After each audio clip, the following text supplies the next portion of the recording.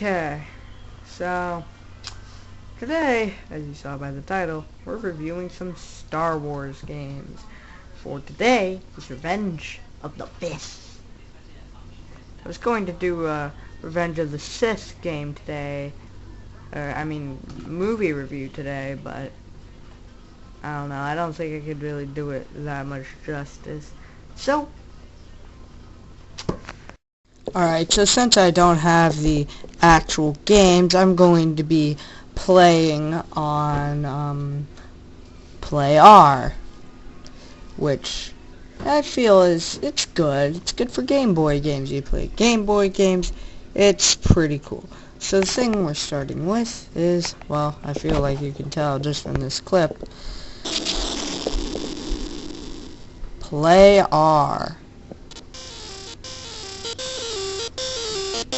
Yeah, how could you go wrong with Star Wars Episode 1 Racer? You know, I heard this game was actually on N64. But, well, this isn't exactly Nintendo 64. This is Nintendo Game Boy, which, in case you didn't know, is very, very different. Oh, hold on, I need to... Okay, you know what, whatever. I'm just gonna do that. Alright, now you guys can hear it. Move my camera stand. Alright, so this came out for Game Boy Color, which is weird why that clip was in black and white. But you know what? I really do not care. Alright. Let's see here. Playing a game. Alright. Which one? Okay.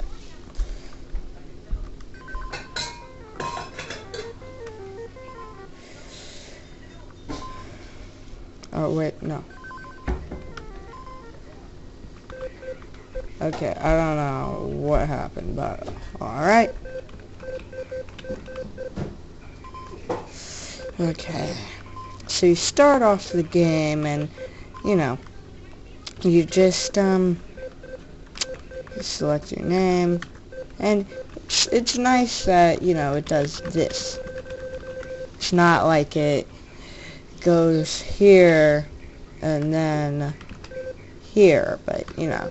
It's still fine. It's just fine. I like it.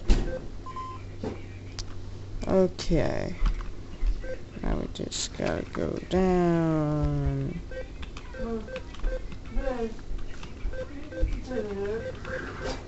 That's cool. Okay. Alright, enough playing around. Let's play. Ooh, Anakin Skywalker.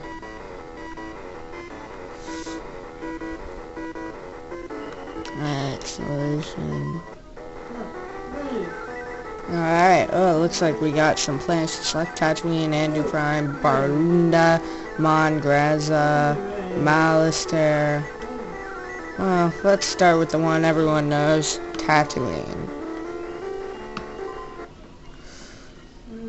Okay, our rival is Timo Paglais. Oh. This looks fun.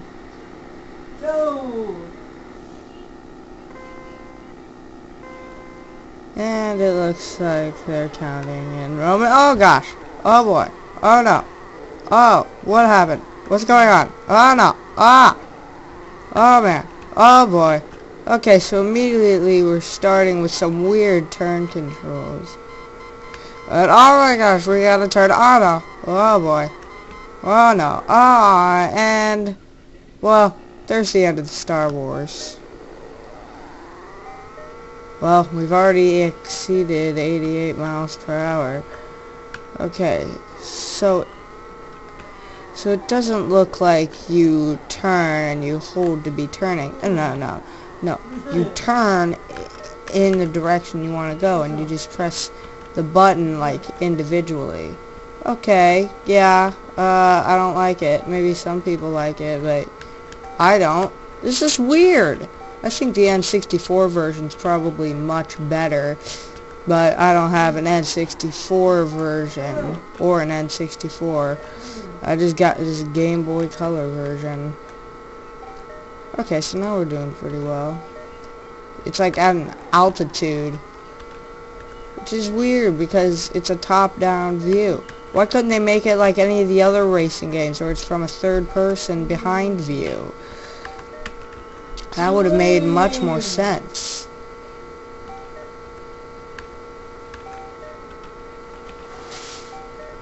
Okay. Well, this is boring. There's no timer. I mean, there is a timer. And, okay. I exploded again.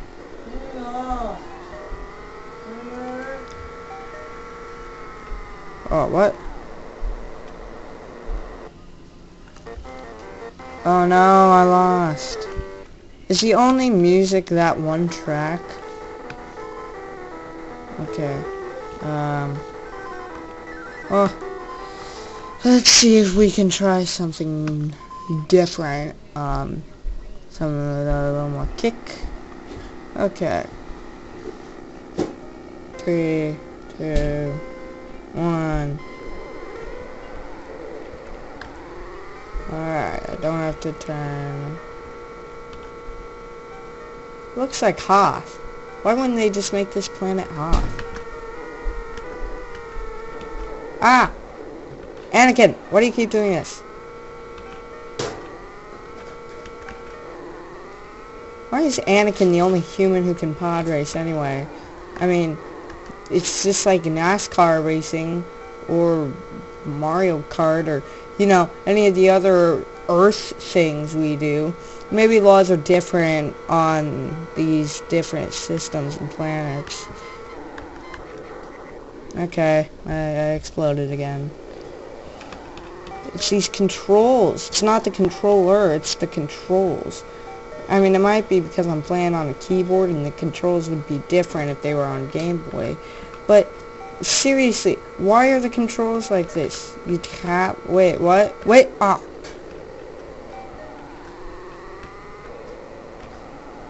It needs to be like an indicator or something.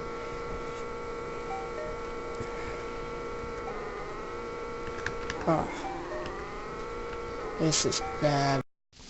Okay, so that was episode 1 Racer on Game Boy Color. Was it good? Not really. I mean, it was just, the controls were clunky.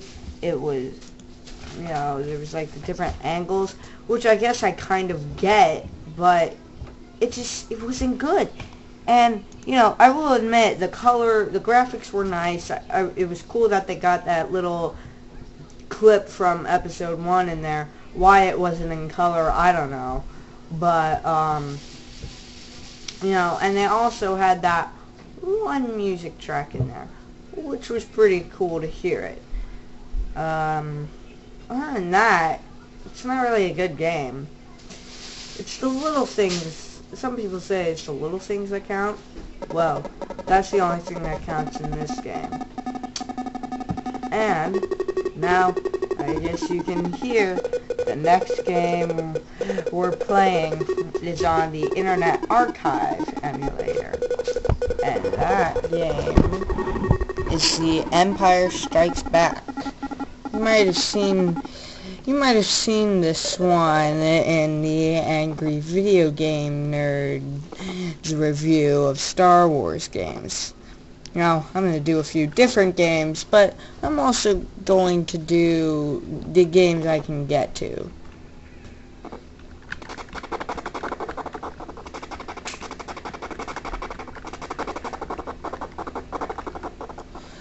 Okay. Now, pretty much what he said, and this is really the whole gist of the game, you just move around and shoot all the AT-ATs, all the Imperial walkers. So, you know, it's pretty simple. And when you get hit, you can go down on hot surface to heal, which I think is a pretty cool aspect. So, it's a really simple game. And sometimes simple is for the best. You can't really mess it up if it's simple. So, I like this one. I just wish there was you know, what's the word? More, oh yeah, content. Now there actually is another mode in this. At certain moments, you'll get a sort of invincibility mode, and that is one of the cool parts about this game. You can become invincible from the Imperial Walker's blasts, which I think is a pretty cool aspect. Other times you die and you completely ruin the whole Star Wars franchise, even more than the prequels or the special editions. Too soon? Okay, next game.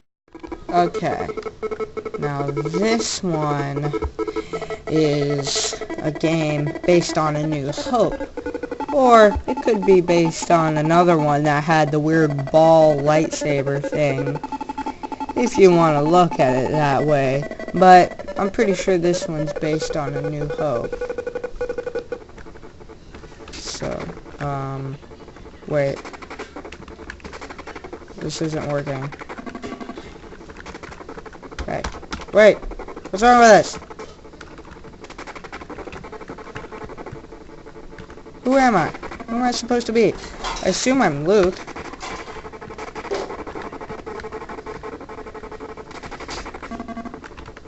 Am I the ball?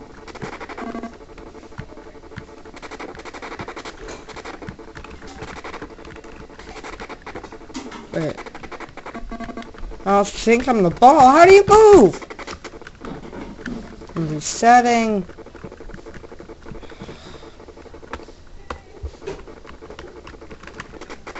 What do you do? Well, this thing's broken. But pretty much the nerd can really figure this out even on the traditional way. So this is not my fault. Okay, next. Okay, so this one is just titled Star Wars. What you're doing is you're in an X-Wing and you're going around just shooting things until you can get to the Death Star and blow it up. No, this is not based on Return of the Jedi, rather it's based on A New Hope. However, both Death Star scenes are pretty much the same, just one is in progress, and the other, well, isn't. Oh yeah, and the other has Luke Skywalker, but that's really beside the point right now. With this one, the game is entirely in Vectrex graphics, which is fine, you know, for a game like, I don't know, maybe, you know, that wasn't trying to have 3D graphics. What is this? I see all the TIE fighters and everything that I'm shooting, but, you know, it's hard to see them, so, I don't know. Anyway, so we get up to the Death Star, and what you do here, and so what you do here, there are different modes, but with this one you just go straight into the rudder, and I personally just like to keep shooting at the bottom here, and you'll see why in a bit, but yeah, just keep shooting at the bottom, sweeping the floor. This game is actually pretty simple. It's just, you know, shoot things and shoot things. I don't even know why this had to be Star Wars based. They could have just made this its own game. So, and then, oh, dang it.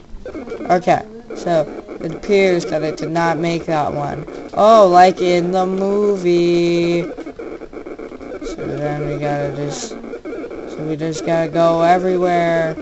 And the controls really weird because OP go left and right, so I guess you could say this game's pretty... So So I guess you could say if I did this, I'd be pretty OP. Okay, that's annoying. Then space shoots, which is fine, I guess. But then, you got weird things like this, where Q is up and A is down. And then, of course, I just blew up the Death Star like a boss. And then the Death Star's destroyed. And then we go into this one, where you do the exact same thing. So, you know, this is okay. This is a good game. And this one's on a computer, so... And, like, this one was originally on a computer. It's not like it was on friggin' Atari 2600 or Game Boy Color. So, yeah. There's this one other mode where after you get done shooting the TIE fighters and fireballs, you destroy some shields. But you gotta access it first, so you gotta do that by destroying the Death Star the first time. I don't even know when this game came out, but whatever. Okay, so now we're just flying into the Death Star. Death Star's in range. And, okay, this is what I was talking about. So here you're flying, kind of like in Star Fox. But this is cooler because it's Star Wars. Whoa. Yeah, you just destroy shields in this mode. It's not even really that interesting because it's a bunch of green and red Vectrex graphics. So you just go around on the Death Star, shooting it, and then we're back in the rudder. So the graphics are pretty impressive. And this time, it's a little harder. Oh boy. Up, down, up, down, down, up. Oh boy. Okay. This is odd. I feel like this would have been fine if maybe you could have choices like be the mover or the shooter, or be like the aimer and the shooter. But no, it moves and aims, which I think is just weird. Whatever. Okay. Boom! Okay. It wasn't as good as, maybe Atari. Okay. You know what? I wonder what would happen if I just shot straight forward.